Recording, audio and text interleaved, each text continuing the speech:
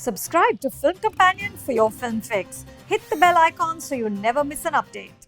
Bhuj, the Pride of India is a film so insistent on Desh Bhakti that even the disclaimer is patriotic. After the standard announcement about the film being a fictional version of true events, the disclaimer ends with the line, "We salute the Indian Armed Forces," and then in even bigger font, "Jai Hind."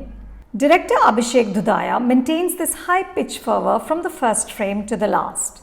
The film is set during the Indo-Pakistan War of 1971 and tells the story of how IAF squadron leader Vijay Karnik, who was in charge of the Bhuj airport, reconstructed the runway which had been destroyed by Pakistani airstrikes with the help of 300 women from the local village.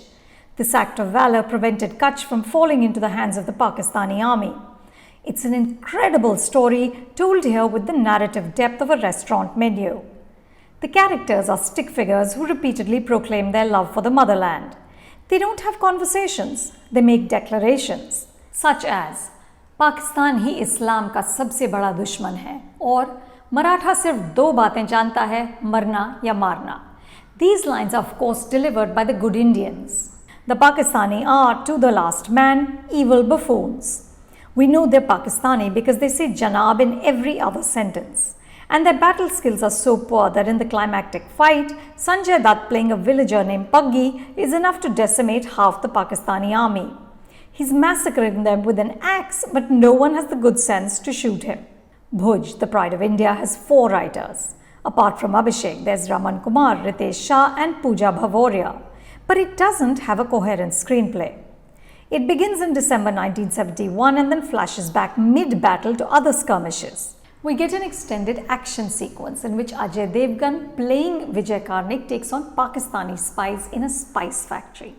Of course, he takes the sonbai from Mirch Masala route, throwing lal mirch at these baddies. Ammi Virk, playing fighter pilot Vikram Singh Baj, is dodging bombs in the sky one minute, the next he's reuniting with his daughter. Nora Fatehi shows up as the spy Hina.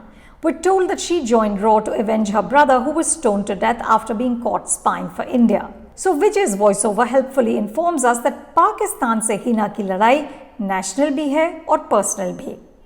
Hina relays critical information and gets to kick Pakistani butt, but sadly the item song Zalima Coca-Cola doesn't make it to the film. I was hoping that it would provide some relief.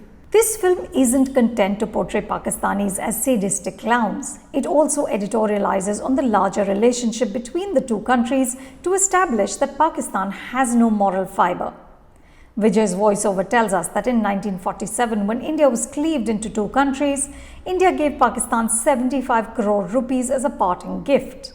The same money was then used to procure arms that were used against Indian soldiers. No country, Vijay pronounces, would have paid such a high price for its decency. Vijay is also prone to making proclamations about women. In one scene he says, "कमीज के टूटे हुए button से लेकर टूटी हुई हिम्मत तक औरत कुछ भी जोड़ सकती है." This healing female spirit is represented by Sundarben, played by Sonakshi Sinha. Vijay describes her as Gujarat ki Sherni. This is a woman who kills a leopard with a sickle while holding a baby in one hand, setting a new gold standard for multitasking moms.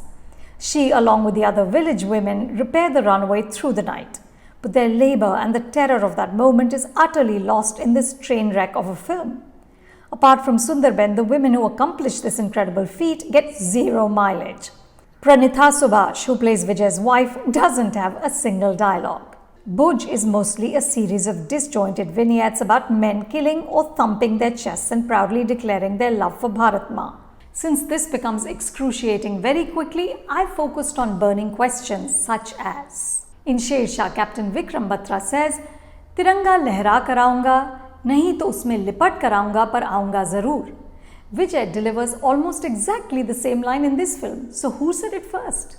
Why do Pakistani army officers smoke cigars as they plot India's destruction? Does it help them think better? Why is Ajay Devgn, a national award-winning actor, content to deliver banal lines and walk heroically in slow motion? Why doesn't Sharad Kelkar, so good as Arvind in The Family Man and Shivaji Maharaj in Tanaji, get better roles? And this really flummoxed me. At one point Vijay says, "Paggi Hindustan aa gaye aur raw join kar liya." Is this really how it works with our premier intelligence agency? You just walk in and join?